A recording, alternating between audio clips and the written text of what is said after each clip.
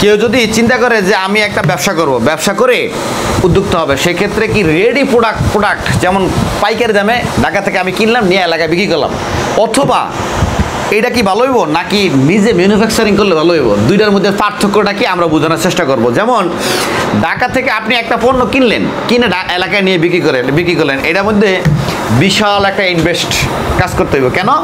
আপনি এলাকায় একটা শোরুম লাগবো বা আপনার গোডাউন লাগবো, নিয়ে সেখানে মালটা রিজার্ভ করলেন, করার পরে এটা গিয়ে এলাকায় বিভিন্ন জায়গায় বিক্রি করলেন। কারণ হচ্ছে কি, যখন আপনি উদ্যোক্তা হইয়া আপনি হোলসেলার হইবেন, হোলসেলার কিন্তু বিভিন্ন আইটেমের মাল লাগে এবং হোলসেলার লাভ কম। আপনি কিন্তু 4-5টা হাত অলরেডি বিজনেস করে ফেলছে। কেমন? যে ম্যানুফ্যাকচারিং করছে সে লাভ করছে, এখান থেকে যে মালটা কিনা থার্ড পার্টি আপনার কী করে স্টক করছে ধরেন গোডাউনে, বা যারা হোলসেল করে সারা বাংলাদেশে, এরা একটা লাভ করছে। এই মালটা আপনার এলাকায় নিতে আপনার সেখানে একটা খরচ আছে, এখানে কিন্তু 2-3টা ক্যারিং খরচ অলরেডি হয়ে গেছে গা।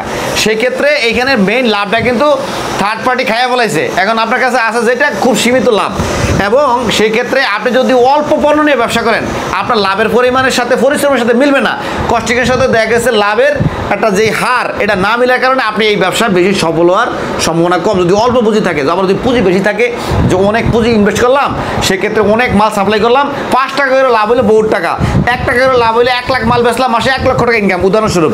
এখন আপনার আসেই অল্প পুঁজি, সেক্ষেত্রে তো আপনি কী করে লাভের পরিমাণ ওইরকম থাকবে না। কিন্তু যদি আপনি ম্যানুফ্যাকচারার হন, উদ্যোক্তা হন, যেমন একটা মাল আমি তৈরি করবো, উদাহরণস্বরূপ এই জুতাটা আপনি তৈরি করবেন, এই জুতাটা কাঁচামাল ঢাকা থেকে কিনে নিলেন, এখানে কিন্তু বেশি স্টকের ব্যাপার না। এটা ধরেন আপনার 50 ডজন মাল কিনে নিলেন ঢাকা থেকে, নিয়ে এটা নিজে ওইখানে তৈরি করলেন, কাজ শিখে অথবা দেখা গেছে আপনার লোক নিয়ে আপনি ম্যানুফ্যাকচারিং করলেন, করে এই মালটা যে কটা তৈরি করছেন নিয়ে বিক্রি করলেন। এখানে কিন্তু থার্ড পার্টি না থাকার কারণে কিন্তু আপনার লাভের অংশ মোটামুটি 70% নিয়ে আপনার হাতে।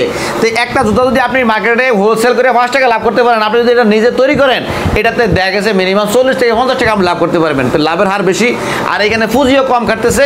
তো পুঁজির উপরে অনেকটা ডিপেন্ড করে হোলসেল করবেন কিনা, আপনি ম্যানুফ্যাকচার হবেন কিনা। আপনি দেখবেন যেমন এই হোলসেল যারা করে, যেমন এই তৈরি পোশাক যারা বিক্রি করে, একটা সাধারণ গার্মেন্টসের দোকান আমরা বলি বাজারে, এই গার্মেন্টসের দোকানে কিন্তু একটা তৈরি পোশাক বিক্রি করে সে লাভ করে পরে 150, 200, 250, 300, 500, 600 করে না, কিন্তু যে তৈরি করে সে কিন্তু লাভ করে 30 টাকা।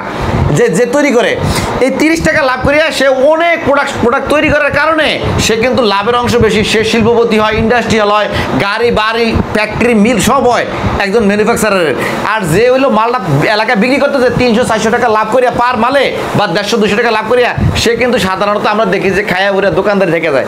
তো দর্শক, ম্যানুফ্যাকচারার আর হোলসেলের ভিতরে ডিফারেন্স আছে। ম্যানুফ্যাকচারার যদি আপনি হতে পারেন, আপনি অবশ্যই সফল হতে পারবেন এবং বড় ইন্ডাস্ট্রিয়াল আপনি হতে পারবেন। এবং একটু কথা বলি ফাঁকে, এটা হলো আমাদের প্রাইম মেশিনারি, যে আমরা কিন্তু এখানে বিভিন্ন মেশিন বিক্রি করি উদ্যোক্তা হওয়ার জন্য, ম্যানুফ্যাকচার হওয়ার জন্য। চাইলে আমাদের প্রতিষ্ঠানে একবার ভিজিট করতে পারেন। সবাই ভালো থাকবেন। আসসালামু আলাইকুম রহমতুল্লাহ।